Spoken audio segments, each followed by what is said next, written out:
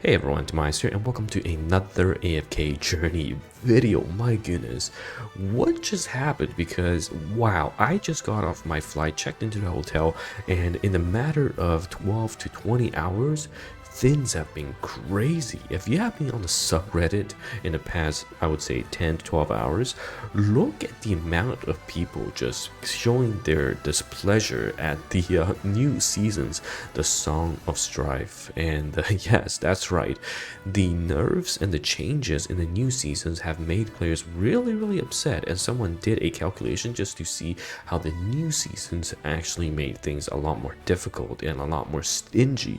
And this basically triggered the developers to release a talk with the designers and answer to all of the frustrations in the community. And I say this is really crazy because, you know, on my way to the airport, I told my editor, okay, let's just make some thumbnails, right? We saw this, we're like, okay, you know what, devs need to respond, right? Devs need to answer to the players, the community, because people are not happy. And then I even asked them to make a thumbnail, the solution to seasons, by saying, you know, you can use skill reset options to reset some of the investments for exclusive equipment. Already thinking about, you know, what can make things better, along with, you know, giving the gems as well as the pull tickets. But my goodness, the devs already clapped back before I checked into the hotel. So yes, here we are with the huge win for the players video instead, because they do talk about quite a few things, and I really hope that this is a step in the right direction, because although it's not perfect, everything they have said here, but I think at least they are taking the time responding rather quickly. Because yeah, if you guys were on the subreddit, damn, it was on flames. But let's take a look. So question number one, why was the nerf on the AFK rewards and free gifts in this season? So this, I think, is one of the biggest community queries, is how come the Song of Strife, all of the stages for the AFK rewards and everything else just feels so much less in comparison to the starter journey, right? And rightfully so. I think that the developers have said, you know what, we are going to adjust this. So now they're going to give additional diamonds, additional letters, as well as adjusting every rewards every 5 stages. So these two will alternate, and ultimately the final rewards, along with the legend trials, the corrupt creatures, and all the different game modes, and even the battle drill, will be giving us pretty much equivalent to what the starter story is going to give us. You know, before I thought, as you're starting out, you know, it's the honeymoon period, they're going to give you a ton of resources, but as you switch into the seasons, they are going to be quite a bit stingy. It's not unheard of, but you know, if they are going to pride themselves in idle game, having a very good free-to-play viability will get you more players. So I'm glad to see they have made this change, and if it is going to match the starter amount, the starter story amount, then free-to-play players will be eating really good, because basically every single season gives you that huge amount of boost, just like when you're starting out. So lots of pulls, lots of diamonds, and I think this is definitely a step in the right direction. Now let's take a look at the second one, because a lot of people said Merrily and Corin aren't as good now, because the heroes that specializes in true damage aren't as strong. In this, I was a bit iffy on this, because it's not like Merrily and Corin aren't as good. In fact, I still use them in my teams along with Oldie, and Merrily still outperforms Oldie in my previous video if you saw it. So they're not the worst, but true damage isn't as strong. 100% is not as strong as before, especially with the new artifacts that allows you to provide the magic defense penetration or decrease. This basically makes match dealers like Oldie will be stronger. Personally, I thought this means like other units will have a chance to rotate through. So true damage might be the theme this season, and then the next season there will be magic damage or physical damage weak enemies, bosses.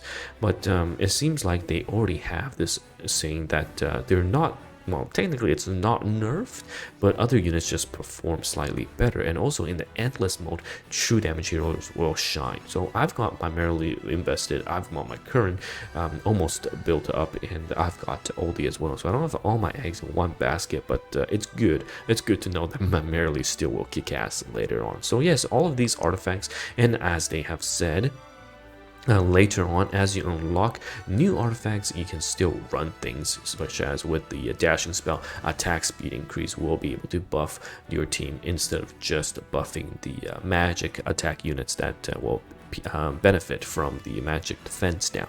So yeah, we'll get to see if Merrily truly still outperforms Oldie and stands as the queen of pure DPS. And last, what's the plan for this season? They're a bit confused. So seasons, if you guys didn't know, you have to reach level 240 in the Resonance Hall, and it lasts for about 4 months. Okay, so it's not something that you're meant to clear a day or two in. I think they meant to do it. It's basically a quarterly update in which you'll get a ton of resources and almost a semi-reset button so that things are fresh, and hopefully new meta, new enemies, and new game modes allow you to experience freshness within the game every quarter. So 4 months, and it will happen, actually sorry, not every quarter because it's 4 months, so it only happens about three times in a year. But yeah, I think people were thinking that now I have completely cleared the main story, starter story. Does that mean, you know, when seasons gets released, if I'm kept up to date, I should be able to clear everything right away? I don't think that's the case, but you know, 4 months is a lot of time.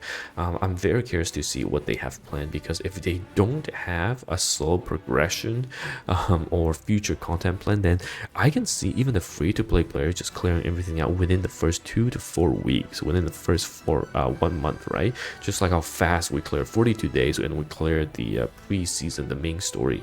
So what are we going to do for the rest of the 3 months? So we will get to see. They have said that growth will be capped, just like starter story, after a certain level, and the new and veteran players power gaps will be reduced this way by having the cap, and then having the seasonal supreme arena will also set a baseline level. So this all it seems to do just by setting a cap. So again, AFK Journey idle games, it's a marathon, not a race. So you can go super fast if you're mega whale, if you push content and try to reach the end game faster. But later on, as you reach the cap, the free-to-play players and the slightly more casual ones will start to catch up, and the playing field will start to level itself. And I think that's where the competition will truly shine, as everyone reach around the same level in terms of the Resonance Hall, the access to all of the different artifacts, and the exclusive equipment levels. I think that's one more thing. I know they addressed it in the previous section there, that they will give more basically temporal essences, title essences. So these are crucial in getting the exclusive equipment leveled up, and rightfully so. The players were concerned about, you know, if true damage dealers aren't as strong merely and whatnot, then can I reset my exclusive equipments, because, you know, the resources are so limited. And yeah, hence the thumbnail I made previously. The solution to that is offering resets. That's right, if you can reset some of your skills and get those resources back, then you can invest in other units that will truly shine in this season. Maybe this season's built for them, and all of these exclusive equipment levels can go to that unit if you reset. So something to think about. But the plan for this season, again, it is a slow and steady race. And last but not least, a heartfelt letter and a redemption code. So 10 free pulls if you use this code HWIDNABWP. I'm not even going to try to make sense of that. Yes, they've read all of the feedback, and I think they were a bit shocked as to how people were responding. But yeah, you know what?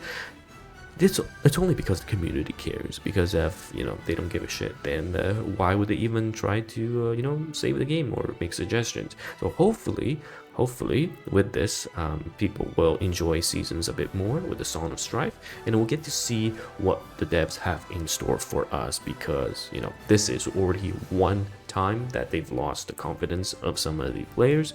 So next time, I think they want to definitely do it right, and they want to do it right from the start. Otherwise, if they have another blunder, things will not look good. Anyhow, I knew that the devs were going to address this, because right when the first thing happened, I spoken to them, and they've said that yes, we're working overnight and overtime to figure out a solution. So yeah, this is a solution, and we'll get to see how this gets implemented, and hopefully things like the noble path and all of that will also be addressed.